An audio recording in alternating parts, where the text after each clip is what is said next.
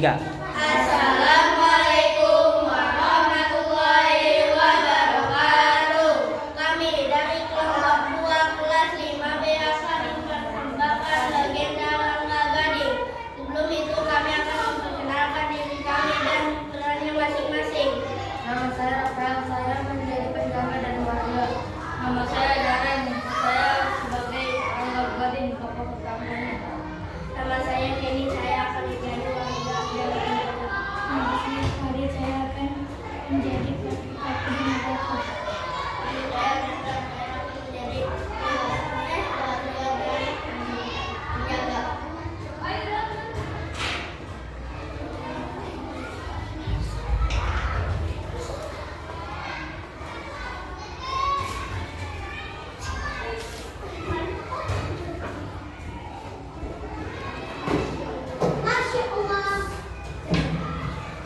Dahulu kala, hiduplah seorang pemuda bernama Rangga Gading.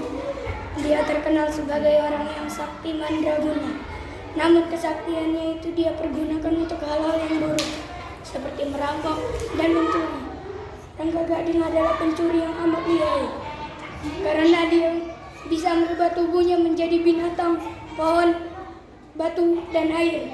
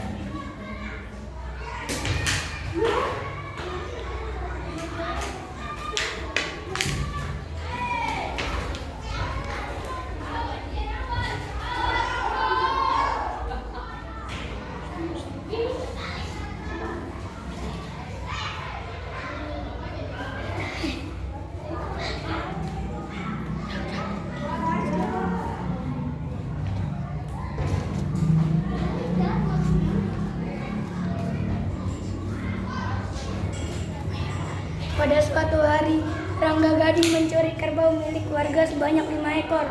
Pencurian itu sengaja dilakukan pada siang hari, hanya untuk menunjukkan kesaktian yang dimilikinya.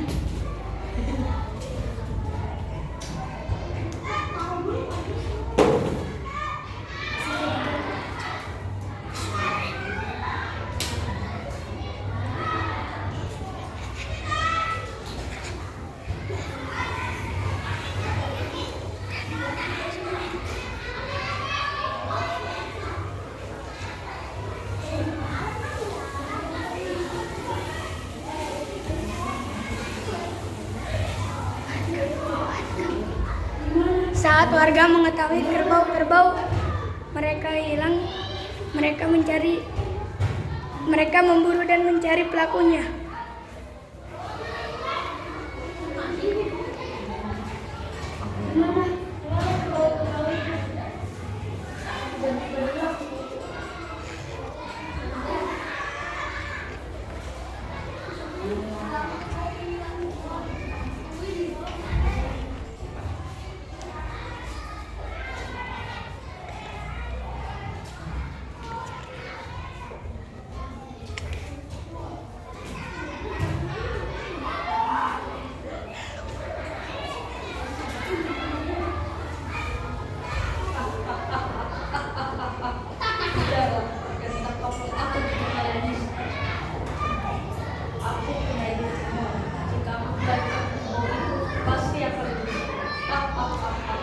Rangga Gading mengubah kaki-kaki kerbau menjadi terbalik sehingga membuat jejak telapak kaki hewan berlawanan arah.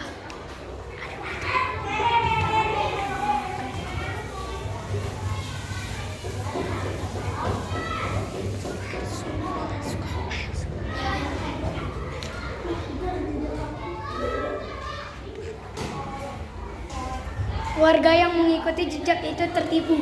Mereka justru semakin menjauh dari para kerbau. Gimana kerbau itu? Dari tadi kita mengikuti jejak tapi tidak menemukannya. Iya. Rasa orang bergaji.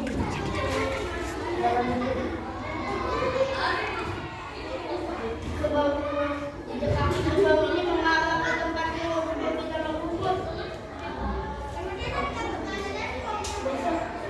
Kita akan menemui dia di pasar.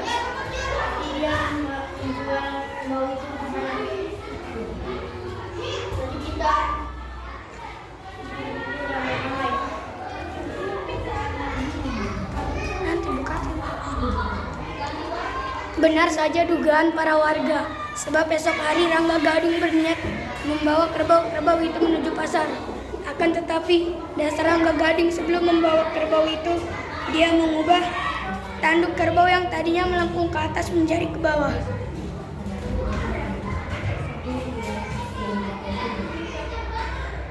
Kulit kerbau yang sebelumnya berwarna hitam diubahnya menjadi putih.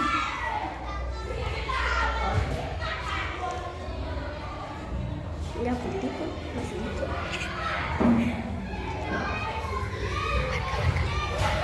Dengan santai, Rangga Gading menuntun kerbau-kerbau hasil curiannya untuk dijual. Dia tak sadar bahwa para warga beserta tertua telah mengamati gerak-geriknya dari kejauhan.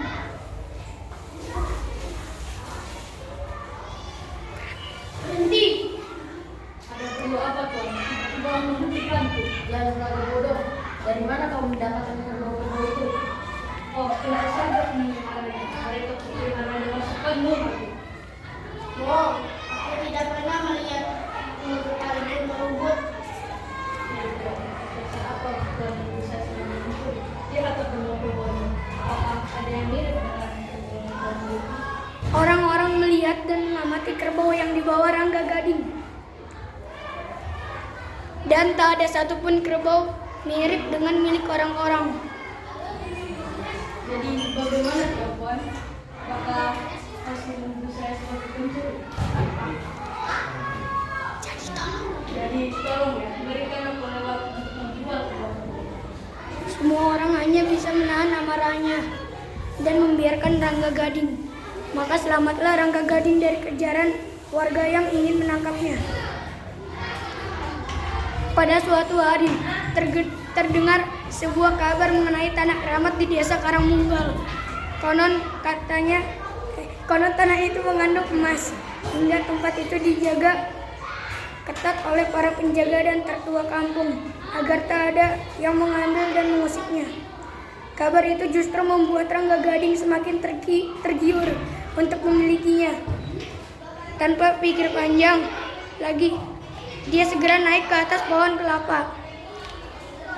Setelah sampai di sana, Rangga Gading melepas selembar pelepah kelapa. Dengan ilmunya, pelepah itu terbang melayang membawanya menuju desa Karangmunggal.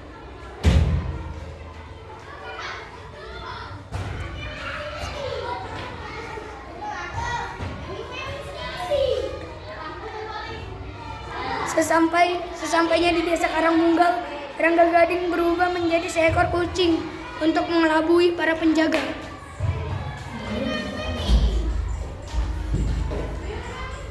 Tentu saja semua terkecoh. Kucing Rangga Gading dengan mudahnya menyelinap masuk. Merasa sudah aman, Rangga Gading mengubah dirinya kembali menjadi bentuk manusia.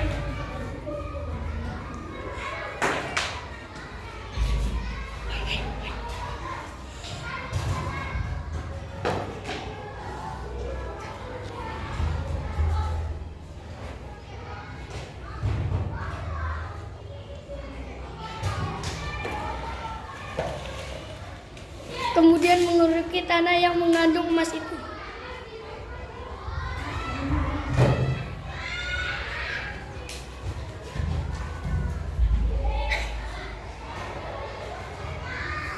Dia pun memasukkannya ke dalam karung.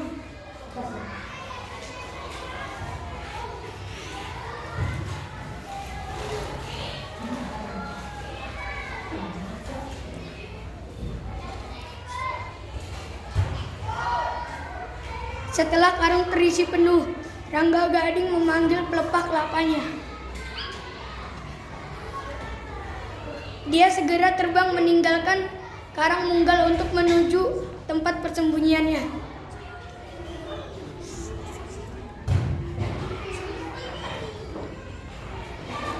Di tempat yang sepi, Rangga Gading membuka hasil curiannya.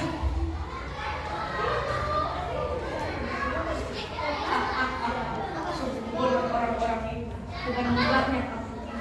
Akulah orang yang tersakti di negeri ini, dan tidak ada satupun yang bisa menandingiku.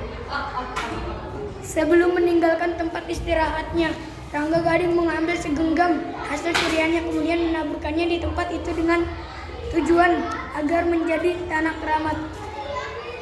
Sampai sekarang konon tempat itu dikenal dengan nama Salau, berasal dari kata sarau atau segenggam. Kemudian Rangga Gading melanjutkan perjalanannya.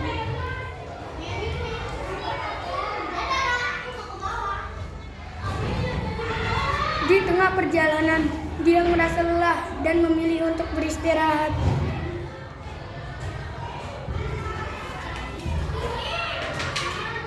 Karung berisi tanah itu dia gantungkan pada sebuah dahan pohon. Sampai sekarang tempat itu dikenal dengan nama Kampung Karanggantungan yang terletak di Kecamatan Salau. Nama itu berasal dari tanah Karangmunggal yang digantungkan. Bangun dari istirahatnya, Rangga Gading melanjutkan perjalanan.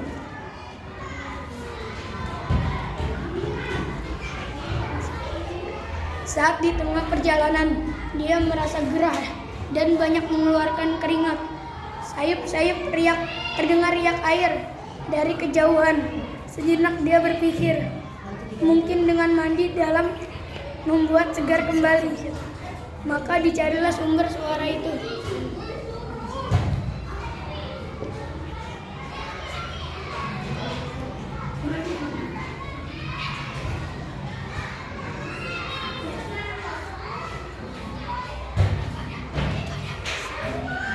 Rangga Gading pun menyusuri semak belukar hingga akhirnya sampailah di sebuah mata air. Sebelum mandi di mata air itu, Rangga Gading menggantungkan karung yang dibawanya. Karung itu pun berayun-ayun tertiup angin atau guntal-gantel, tak mau diam. Sampai sekarang karung itu pun dikenal dengan nama Kampung Guntal-Gantel.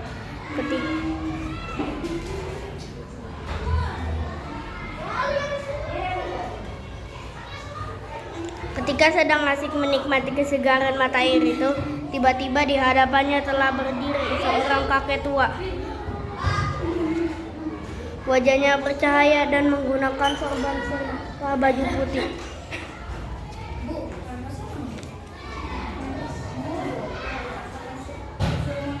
Menandakan seorang ulama yang tinggi ilmunya.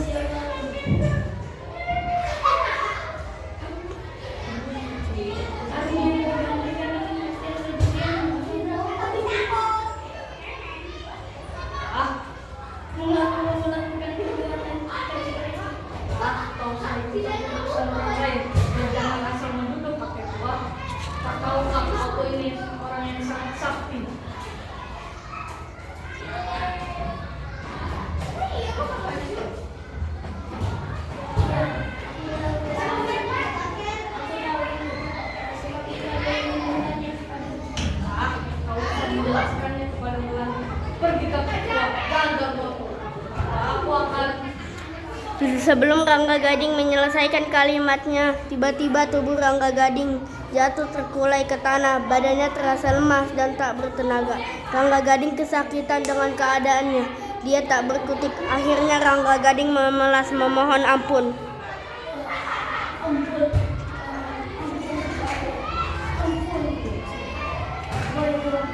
aku akan berubah dan menjadi milikmu. Tapi hentikan ini, walau putra seorang sakit sekali.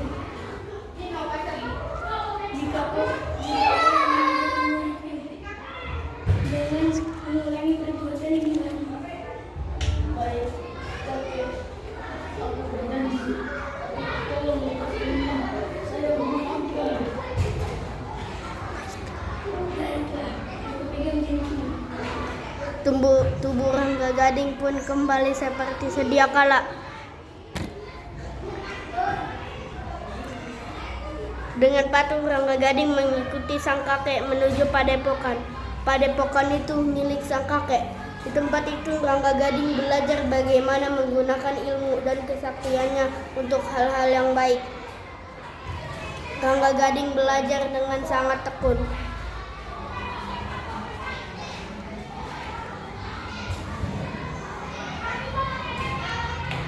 Berjalan yang waktu, ilmu Rangga Gading kian bertambah tinggi, namun sifat congklaknya dulu telah hilang. Kini Rangga Gading menjadi sosok rendah hati dan suka membantu. Kini sang kakek senang dengan perubahan tersebut. Hingga suatu hari sang kakek memanggil Rangga Gading untuk memberitahu sesuatu hal.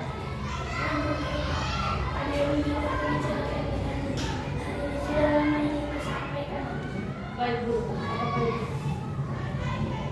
Kau sudah lama dan melihat kau sudah berubah menjadi lebih baik.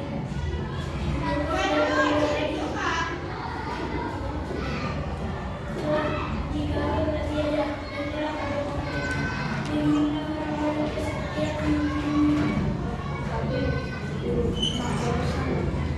merasa tidak pantas menjadi ini kepadaku. Karena saya hanya seorang mantan pejabat yang suka membuat keributan dan keonaran itu.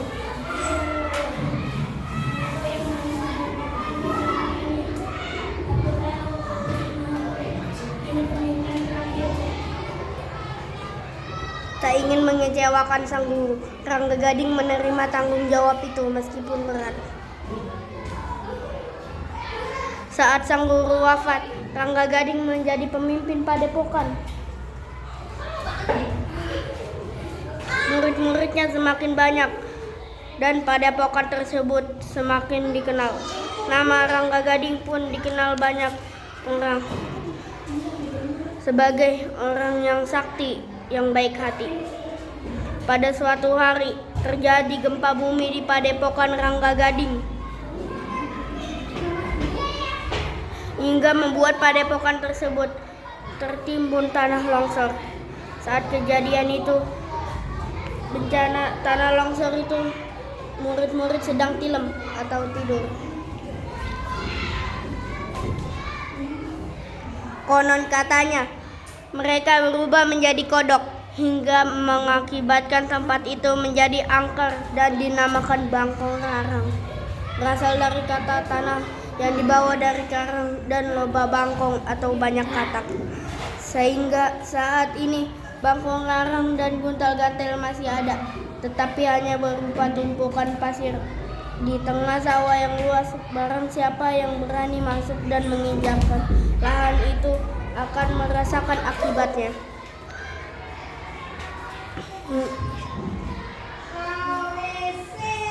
Bila ada burung terbang melintasi lahan itu, maka burung tersebut akan jatuh dan mati seketika.